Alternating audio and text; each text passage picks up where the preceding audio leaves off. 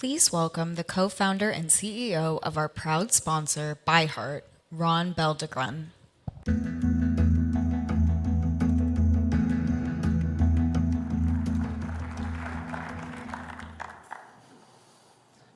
Good morning.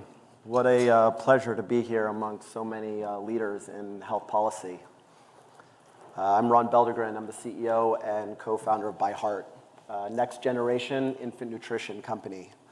With our launch, we became the first new infant formula manufacturer in over 15 years, and we're one of 5 companies in the country supporting this critically important first food for babies. You know, in the hallways, many of us are talking about this historical time in food, and this really ongoing food revolution. You know, consumers don't want to wait to get sick anymore. They are taking proactive control of their health and wellness, and increasingly, that is through food as health. At ByHeart, we believe that conversation needs to start in the first day of life and in the first food that we feed our babies. We started the company nearly a decade ago, inspired by the major advances in breast milk science. The tools were there to do better, but this has been a category that 90% of the shelf has been dominated by 3 companies for nearly 100 years, and so the science was moving faster than the industry was. We spent about 7 years bringing the world's experts together in breast milk science to bring forth the first patented new innovation infant formula. We ran the largest clinical trial in over 25 years to clinically prove benefits to babies, and built and established 3 domestic manufacturing facilities here in the United States. It's a pivotal time in our industry. You know, with HHS's announced Operation Stork Speed, it's shined really a light on this critically important first food. And this is really a moment that we can kind of drive this industry forward. We're delighted to provide kind of our lens to help play a small part in ensuring that the goals are met to drive a more innovative and more resilient infant formula supply chain. Because the 2022 infant formula shortage really was a wake-up call. I think it exposed the biggest food security risk in this country that not enough people were talking about. When one plant temporarily went down and half the nation's parents couldn't find sole source nutrition for their babies. That shouldn't be anything that any of us ever experience. But unfortunately, that was sort of the tip of the iceberg, because the role of this industry should not just be that when a parent needs infant formula, they can find it on a shelf. It should be that when a parent needs infant formula, they can find the highest quality infant formula on the shelf.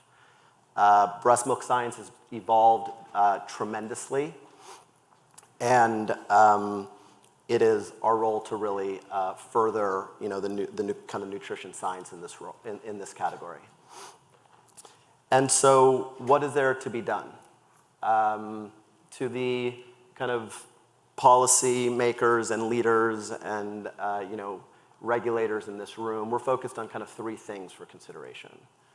The first is, as FDA embarks on the first kind of nutritional review of infant formula standards in nearly 30 years, the conversation cannot only be about subtraction or what we take out of our infant formulas to make it cleaner.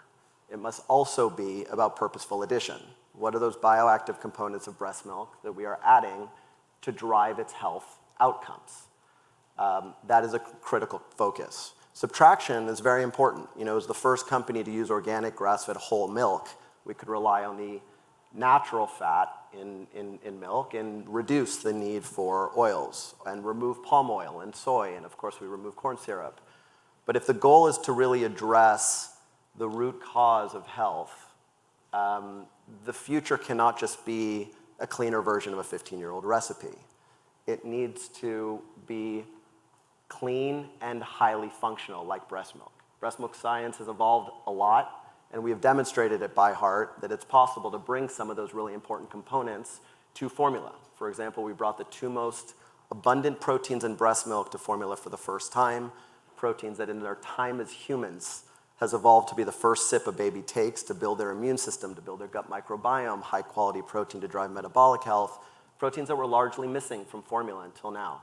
So it's time for the regulations to modernize and really look at latest breast milk benchmarking to ensure we're referencing the latest nutrition science. So number 1, Not just subtraction, but purposeful addition to close the outcomes gap. Number two, we need to raise the bar on claims and marketing in this space to really require rigorous clinical trials to support a claim. No clinical trial, no claim. In this category at a shelf, a parent does not need a laundry list of marketing claims. They need evidence to support this most important decision we make, what to feed our babies. And number three, we should incent innovation, not just shortcuts. We should reward the companies that are investing in original research and in building domestic manufacturing for this critically important product.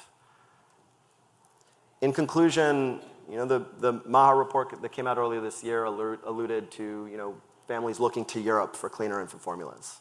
We have seen through our journey firsthand the leadership in this country in pediatric nutrition and breast milk science and high-quality agriculture.